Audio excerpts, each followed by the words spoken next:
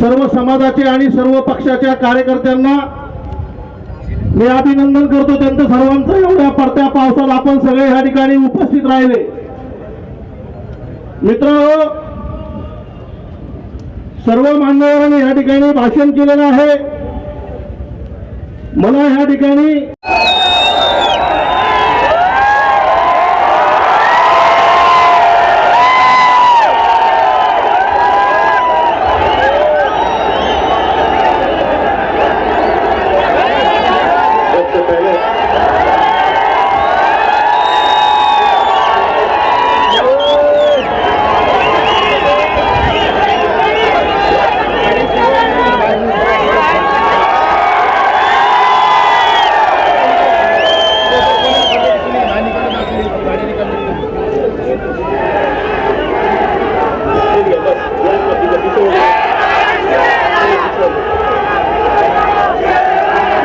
सबसे पहले तो मेरे कुछ नौजवान लोग जो है वो बारिश में भीग रहे हैं, और मैं अगर जैकेट पहनकर अपने आप को बारिश से बचा रहा हूं तो मेरे हिसाब से गलत है। मैं आप लोगों के साथ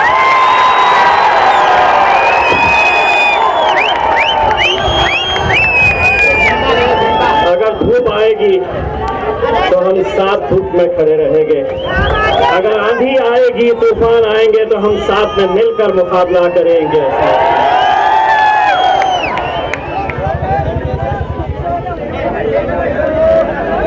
कुछ लोगों ने झंडा खाली गया, पत्रकारों ने मुझसे सवाल किया कि झंडा रे खाली गया, आपकी पार्टी के झंडे नजर नहीं आ रहे हैं। मैंने उन्हें जवाब दिया कि तमाम राजनीतिक पार्टियों के झंडे से ऊंचा अगर कोई झंडा है तो वो मेरे देश का झंडा है, वो मेरा तिरंगा है, जो आज मुझे ये इख्तियार देता है कि इस मुल्क के अंदर मैं सरकारों के खिलाफ भी आवाज उठा सकता हूं। आज डॉक्टर बाबा साहब अम्बेडकर जी के पुतले से हमने इस जुलूस की शुरुआत की।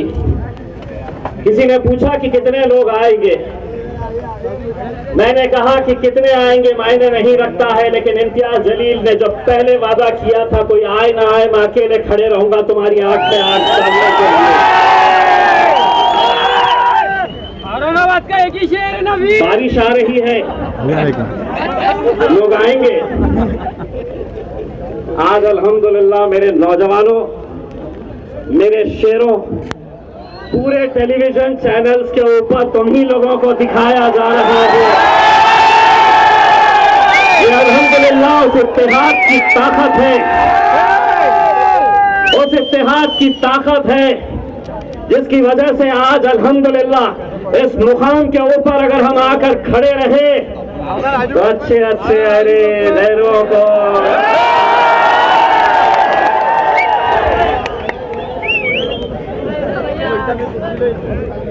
मैं ये मानकर चलता हूं कि किसी भी शहर का नाम के साथ एक आइडेंटिटी जुड़ी होती है, हमारी शख्सियत जुड़ी होती है। पिछले न जाने कितने सालों से औरंगाबाद शहर अपनी तारीख के लिए जाना जाता है, इतिहास के लिए जाना जाता है। ओ बड़े भाई, यहाँ के सूफी संतों की वजह से औरंगाबाद शहर जाना जाता है। और महज 30 साल पहले बाला साहब ठाकरे आए और उन्होंने कहा कि ये शहर का नाम हमें बदलना है। पिछले 30 सालों से अपने राजनीतिक रोटियां सेकने का काम अगर किसी ने किया तो यही वो शिवसेना, यही वो भारतीय जनता पार्टी जिसने शहर के नाम के ऊपर अपनी सियासी रोटियां सेकते आए हैं।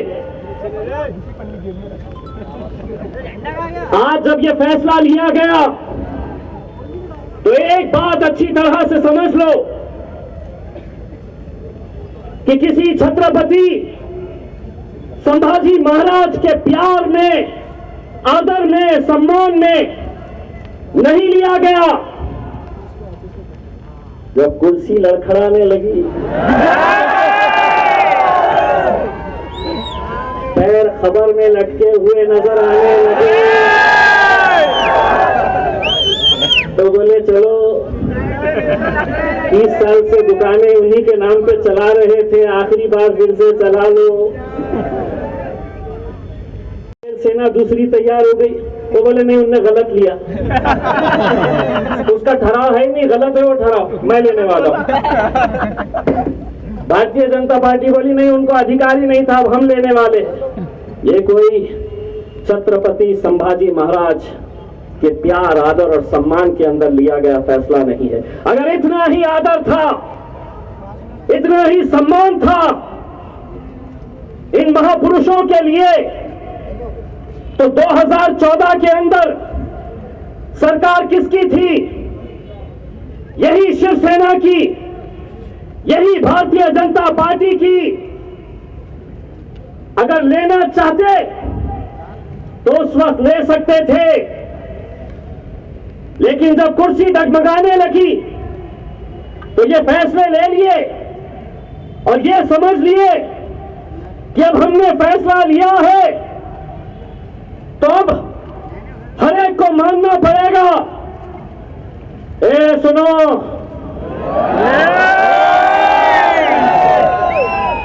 सुनो और सुना भी दो अच्छे तरीके से।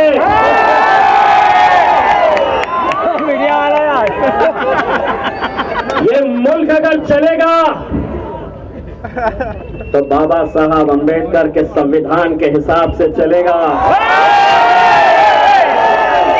और तुम समझेंगे हमारी हुकूमत है, हम मुख्यमंत्री है, हम मंत्री है, हम जो फैसला ले लेंगे मुंबई में बैठकर वो औरंगाबाद की आवाम को कबूल करना पड़ेगा।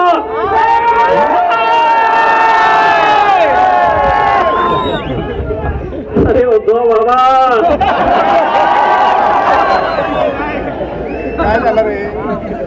ये नान खलिया खाते हैं लोग।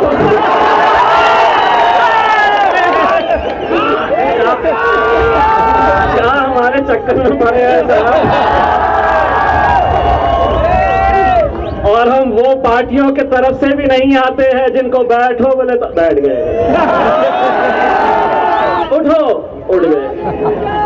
अब जब हमको बोलते हैं बैठो तो बोलते हैं बैठ गए, थोड़ा सा आगे। और सिर्फ यही नहीं बोलते, पार्लियामेंट के अंदर दो है। असद भाई का जब भाषण होता है मैं पीछे जाकर बैठता हूं, कोई सामने से बोलता हूं तो मैं पीछे से बोलता, अरे बैठ रहे बैठ। तो वहां पे हम नहीं डरते हैं, तो तुम यहां पे हमें डराने के लिए निकले हैं। अगर तय करेंगे तो मेरे औरंगाबाद की आवाम तय करेगी। बोले यहां तो पूरे मुसलमान ही दिख रहे हैं करके, इतने सारे बोल के गए, सब अब्बा थे ना।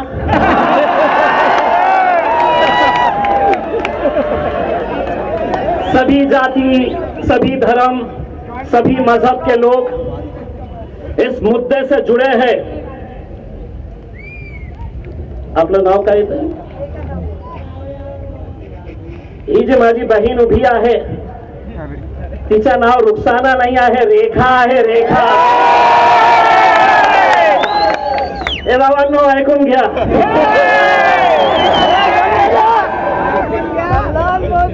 दोस्तों आज इस मुल्क के अंदर एक ऐसी सियासत चल रही है कि जहां पर कई सारे फैसले हम पर लादे जा रहे हैं।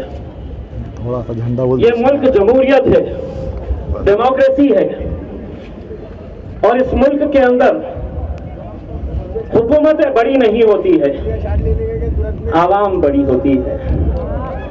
ये आवाम है जो हुकूमत बनाती है। लेकिन इसके बावजूद भी जो जोर जबरदस्ती करके ये जो फैसले लिए जा रहे और ये फैसले हम पर लादे जा रहे, हम साफ तरीके से ये बताना चाहते हैं कि छत्रपति संभाजी महाराज रहो, छत्रपति शिवाजी महाराज रहो, डॉक्टर बाबा साहब अंबेडकर हो, फुले शाहू हो, इन लोगों का नाम हमें कभी भी अपने राजनीतिक स्वार्थ के लिए नहीं किया है। हमने अपनी राजनीतिक रोटियां सेकने के लिए इन महापुरुषों का नाम नहीं लिया है। अगर तुम्हें छत्रपति संभाजी महाराज के ऊपर कोई शहर बनाना है, नाम रखना है, तो एक अंतर्राष्ट्रीय दर्जे का शहर बनाओ और उसका प्रस्ताव हम लेकर आएंगे कि इस अंतर्राष्ट्रीय दर्जे का शहर जो है उसका नाम संभाजी महाराज होना चाहिए। हम ये प्रस्ताव लेकर आएंगे। लेकिन आज ये समझ रहे हैं कि हमारी 3 पार्टी की हुकूमत है, हमने कर लिए। सेना का तो समझ में आ रहा था। कल एक साहब आके गए,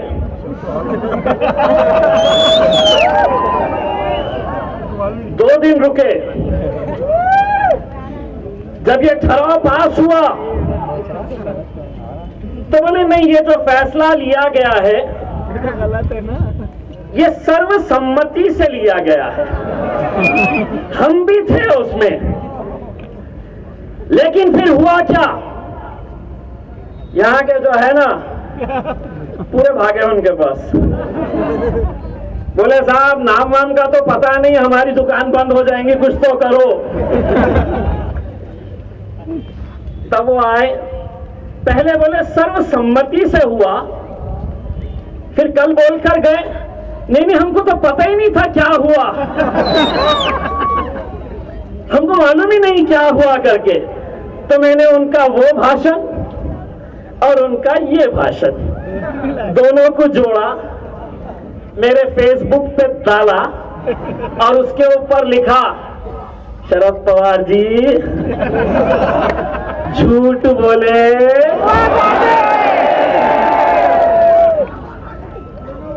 सुने?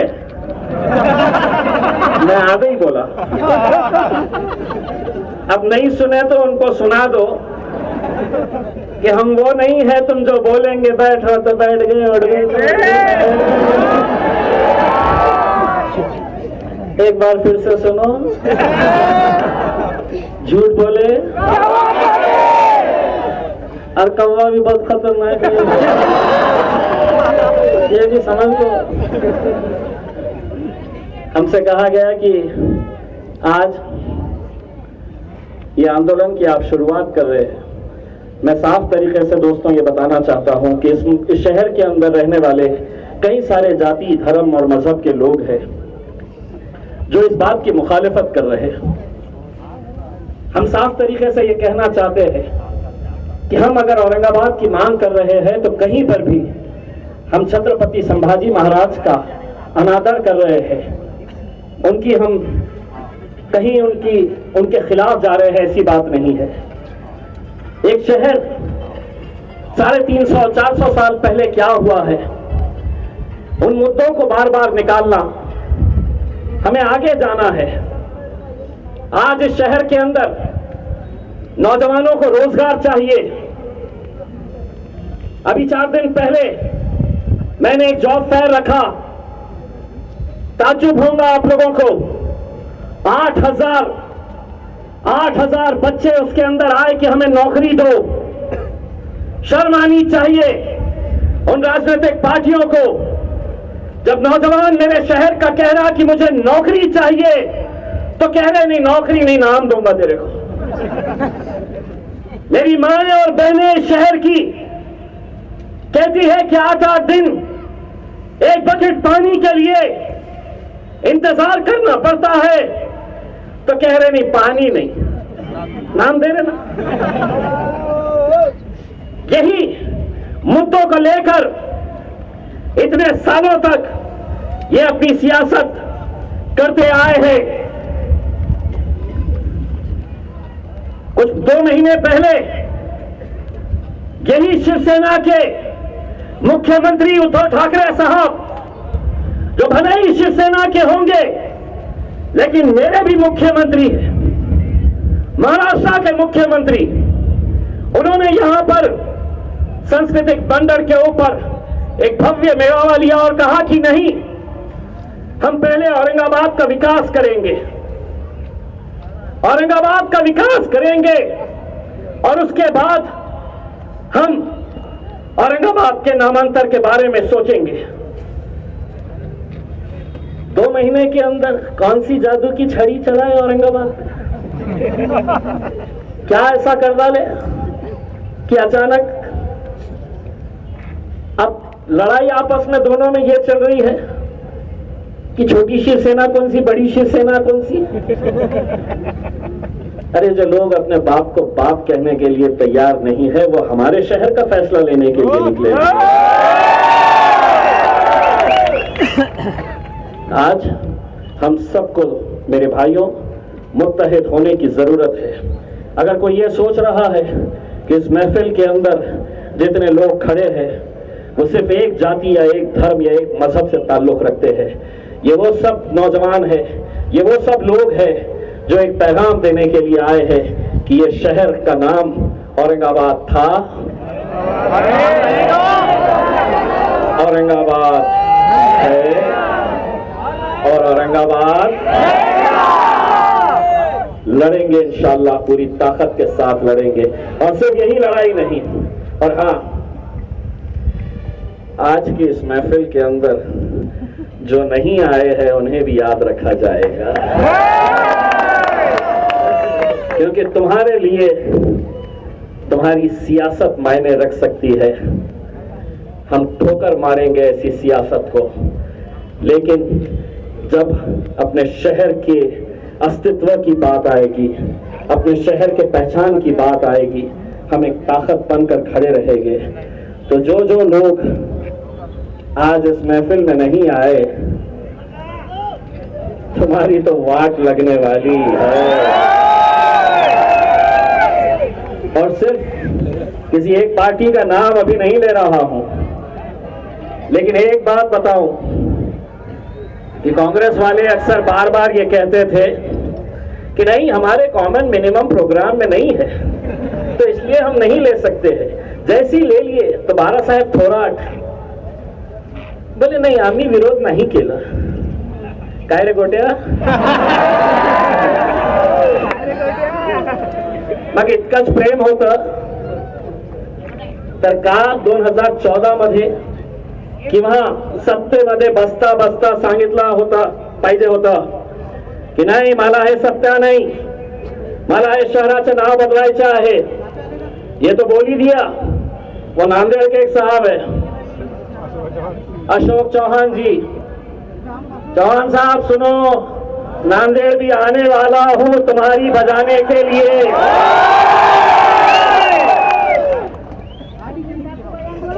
और उन्होंने सिर्फ ये नहीं कहा कि मैं इसका समर्थन करता हूं, बल्कि उन्होंने हमको इतिहास ही पढ़ा डाला कि इतिहास कैसा था, इतिहास के अंदर क्या क्या हुआ था, इतिहास के अंदर क्या हुआ था। तुम इस इतिहास को मिटा नहीं सकते। अच्छा हुआ, बुरा हुआ, जो भी हुआ वो एक इतिहास का हिस्सा है। मुंबई के वीटी स्टेशन, विक्टोरिया टर्मिनस अंग्रेजों ने बनाया, अंग्रेजों ने बनाया, लेकिन कहा कि नहीं, हमें ये नाम नहीं चलता है। वो तख्ती हटाए और उसके ऊपर छत्रपति शिवाजी टर्मिनस का नाम दे दिए। तुम ये समझ रहे कि छत्रपति शिवाजी महाराज हो या छत्रपति संभाजी महाराज हो, किसी शहर का नाम देने से, किसी रेलवे स्टेशन का नाम देने से वो महान होंगे? नहीं। ये जितने महापुरुष अपने काम की वजह से पहचाने जाते हैं, लेकिन तुम ये सोच रहे कि इनका नाम दे दो तो वो बड़े हो जाएंगे, वो बड़े हैं। तुम कब बड़े हो रहे हैं रे?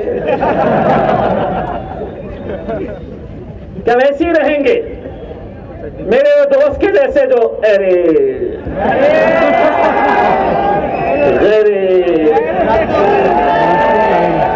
लट्टू गहरे।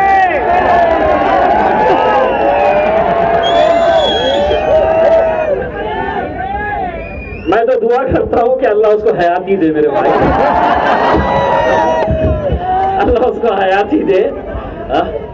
और दूसरा ये है कि इस ताल्लुक से सोशल मीडिया के ऊपर कुछ नौजवान लड़के मुझे गलत गलत तरह के कमेंट्स कर रहे हैं और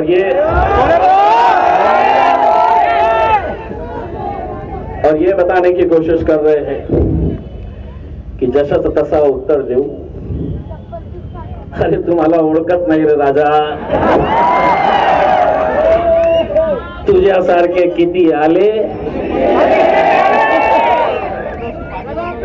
गलत लोगों के चक्कर में मत फंसो। ये शहर हम सबको मिलकर आगे बढ़ाना है, हमारे नौजवानों को रोजगार देना है। इस शहर की तरक्की के ऊपर हम सबको मेहनत करने की ज़रूरत है।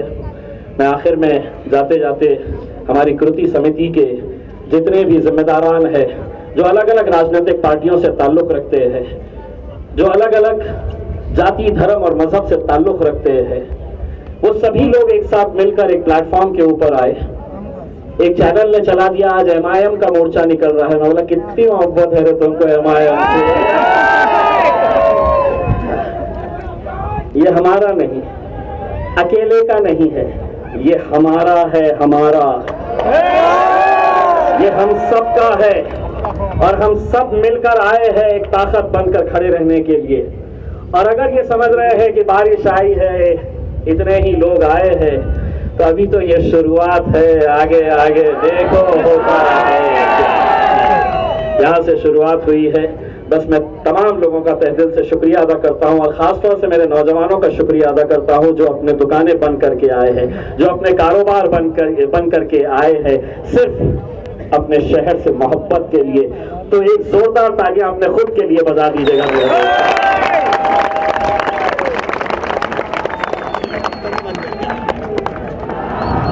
क्योंकि मैं ताकतवर लोग हैं,